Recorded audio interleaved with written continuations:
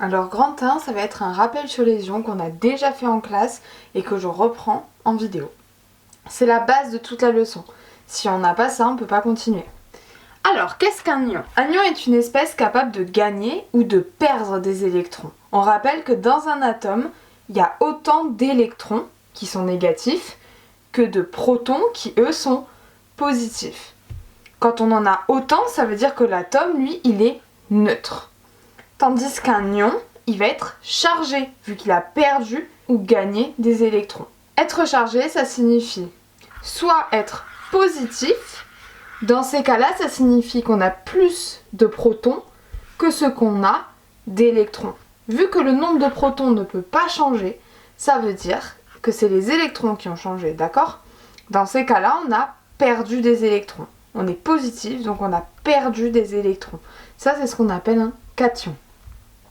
Le deuxième cas, ce sont les anions. Cette fois-ci, ils sont chargés négatifs, car ils ont plus d'électrons que de protons. Dans ces cas-là, on a donc gagné des électrons. J'écris les électrons par le symbole E-. Pour déterminer quel ion sera formé, il y a deux méthodes. La première méthode que je vous présente, c'est l'utilisation du tableau périodique. Alors, comment fait-on? On va prendre un exemple. Le premier exemple que l'on va prendre, c'est quel ion formera le fluor? Alors, où se trouve le fluor dans le tableau périodique? Le fluor se trouve à cette place-là. On rappelle que la dernière colonne du tableau périodique, celle-ci, c'est ce qu'on appelle les gaz nobles. D'accord? Tous les atomes du tableau périodique, tous veulent ressembler au gaz noble. Donc, que doit faire le fluor pour ressembler au gaz noble? Il a deux solutions. La première solution pour le fluor, c'est de gagner un électron, de passer de 9 à 10. Donc de gagner un électron pour ressembler au néon. La deuxième alternative, c'est de perdre 1, 2, 3, 4, 5, 6, 7 électrons pour ressembler à l'hélium. Donc le fluor, lui, maintenant, il a deux choix. Soit gagner un électron pour ressembler au néon, soit en perdre 7 pour ressembler à l'hélium. Dans ce cas présent, le cas le plus simple, ça va être de gagner un électron. Donc le fluor va compter 9 protons et 9 plus 1 parce qu'il a gagné électron.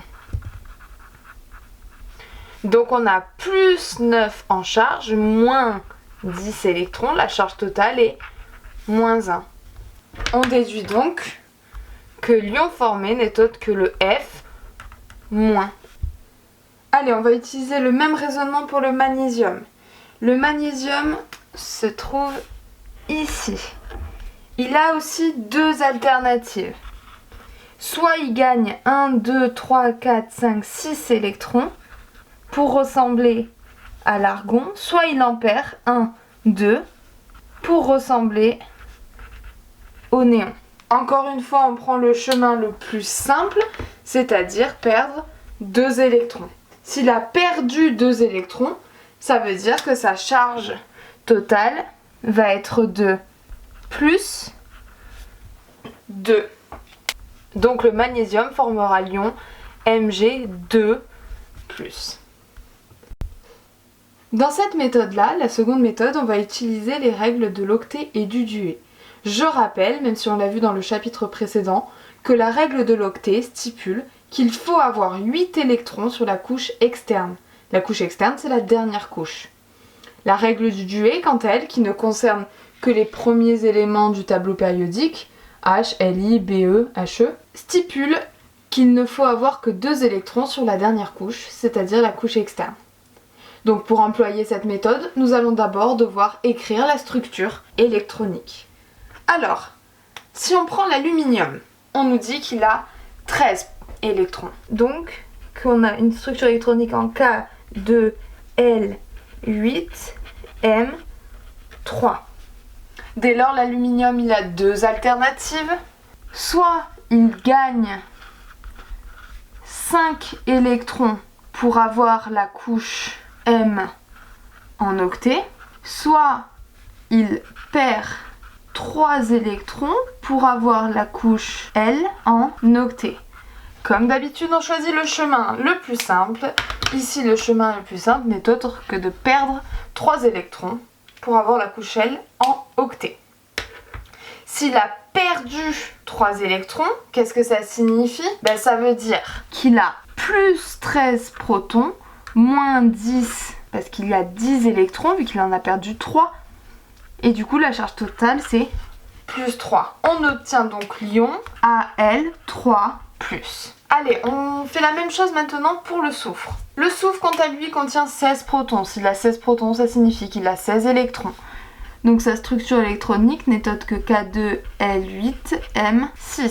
Lui aussi, il a deux choix. Soit il gagne 2 électrons pour avoir la couche M en octet, soit il en perd 6 pour avoir la couche L en octet. On prend le chemin le plus simple. Le chemin le plus simple, c'est donc d'ajouter 2 électrons. Si on ajoute 2 électrons, on a plus 16 protons, moins 18 électrons. Ça nous donne une charge totale de moins 2. Donc le soufre formera l'ion S2-. La conclusion de tout ça, c'est que quelle que soit la méthode utilisée, on choisit toujours le chemin le plus simple ou le plus court. Nous passons désormais au grand 2, oxydant et réducteur. Alors, qu'est-ce qu'un oxydant? Un oxydant, c'est une espèce capable de gagner un électron, ou plusieurs. Un réducteur, quant à lui, c'est une espèce capable de donner un ou plusieurs électrons. Maintenant que nous avons dit ça, on voit bien qu'ils se complètent. Il y en a un qui a besoin d'électrons, qui a besoin d'en gagner, et il y en a un qui a besoin d'en donner.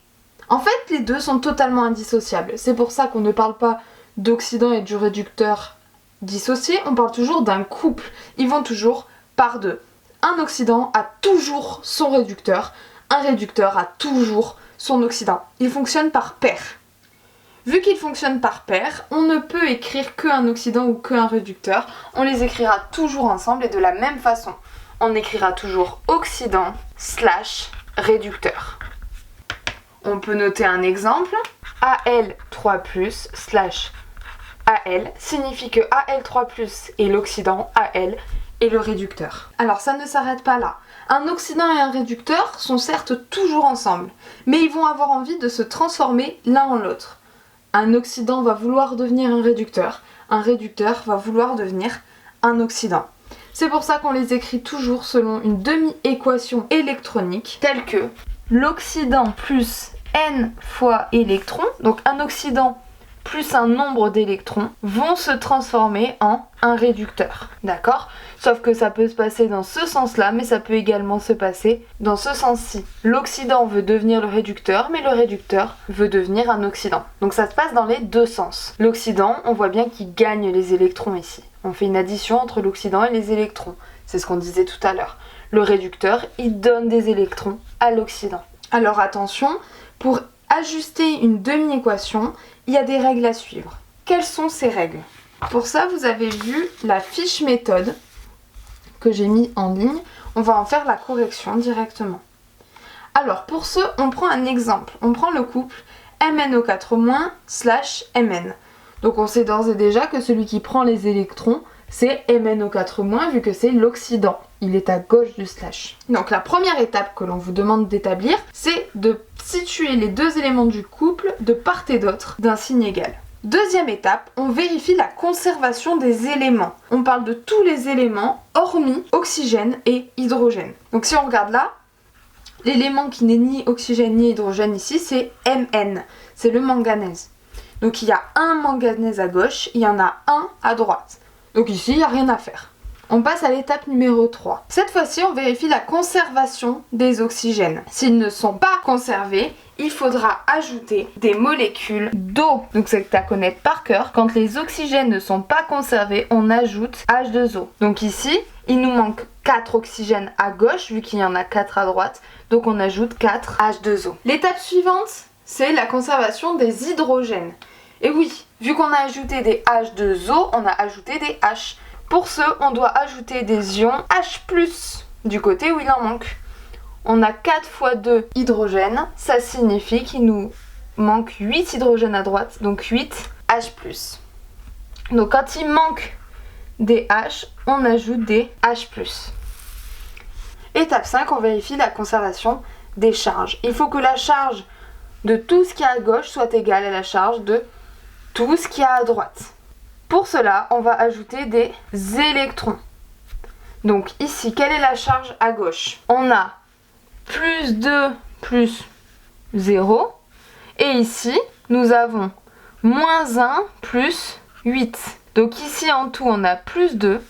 Et ici en tout, on a plus 7. Comment faisons-nous pour équilibrer les charges? On va ajouter des électrons. Alors combien nous devons en ajouter et de quel côté? Il faut que j'enlève 5 pour avoir plus 2, c'est-à-dire qu'il faut que j'ajoute 5 électrons. On ajoute donc 5 électrons. Donc si on résume dans l'ordre, et ce sera toujours la même chose. D'abord on vérifie la conservation des éléments. Ensuite les oxygènes. Ensuite les hydrogènes. Et ensuite la charge. C'est toujours dans ce sens-là et c'est à connaître par cœur.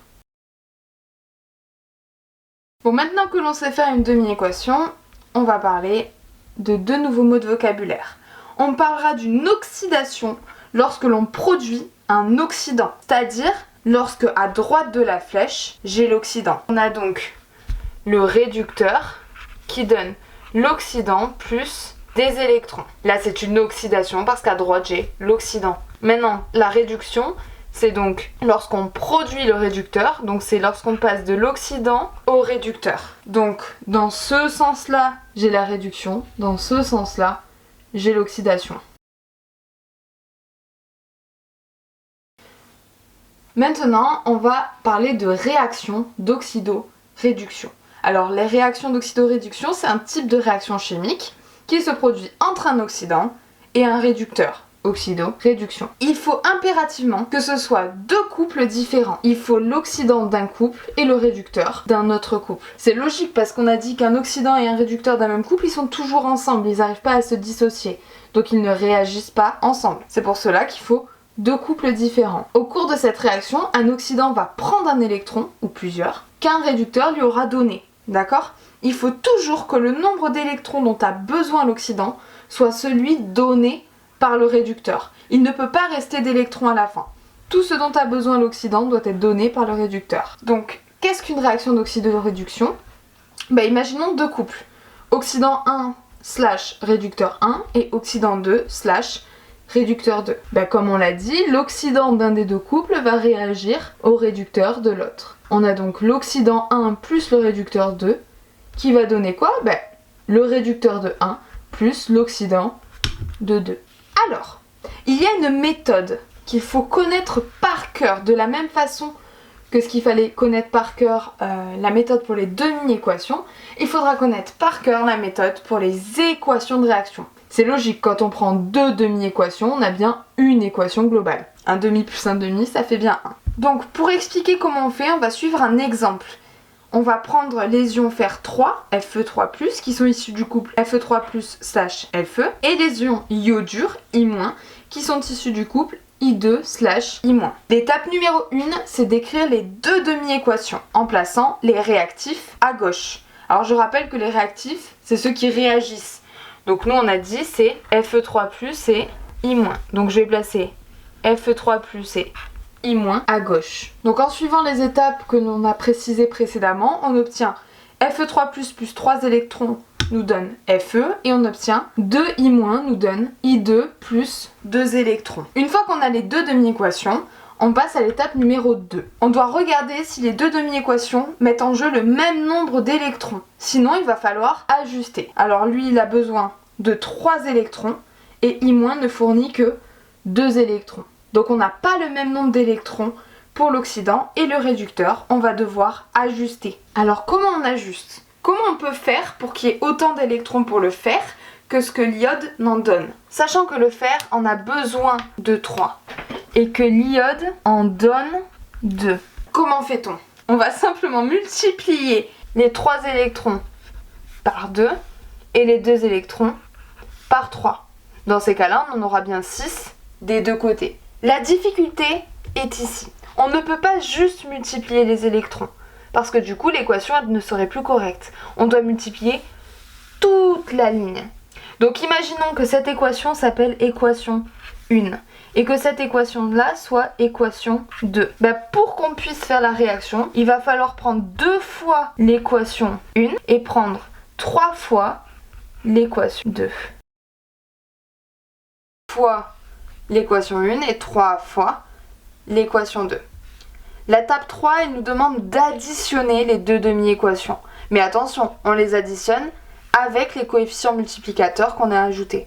Donc ça fait 2Fe3+, plus 2 fois 3 électrons, plus 3 fois 2 I-, nous donne 2Fe plus 3I2 plus 3 fois 2 électrons. Donc si on résume, ça fait 2 fer 3 plus 2 fois 3 ça fait 6 électrons plus 3 fois 2 ça fait 6 iode et ça nous donne 2 fer plus 3 iodes plus 6 électrons. L'étape suivante, c'est juste supprimer les électrons. Et oui, si on en a 6 à gauche et 6 à droite, on peut bien les supprimer. Et on rejoint ce qu'on disait au tout début, l'iode a donné pile poil ce dont le fer avait besoin. Et c'est essentiel, il ne doit pas rester d'électrons à la fin.